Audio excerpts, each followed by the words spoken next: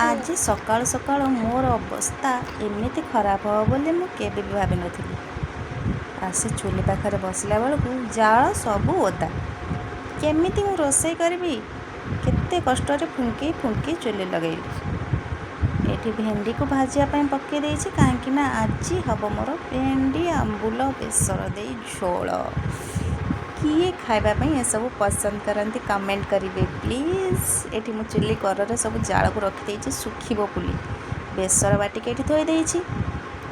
तरकारी मोर ऑलरेडी फुटी गलानी तो मु जानी तरकारी रे टिके मु अधिक पानी दे देछि कथा आड़े ढाली देली तो ताको टिके अधिक समय बसई देबा पानी मरिबा जाए। तो ये मुझे बसिक भंडा काटुची मैंने आज भंडा को भजा करके खाइबी।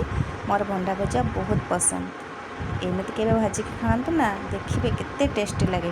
भाजी सारा पर टिके जीरा लंका गुंड ऐड करदे आहरी टेस्टी लगे। देखो मोर फाइनल लुक तरकारी रेडी भजा भी रेडी। तो चलतु जीवा मुझे गोटे फ्लिपकार्ट रे बेडसीट ऑर्डर करी जोटा कि रबर वाला कहीं जिते भी बेडसीट अच्छी से सब प्लेन वाला मो बुलू बिल्कुल ताको बेड्रे रहा दौनी सब टाणी फोपाड़ी दूसरी से मो रबर वालाटा फास्ट टाइम ऑर्डर करी।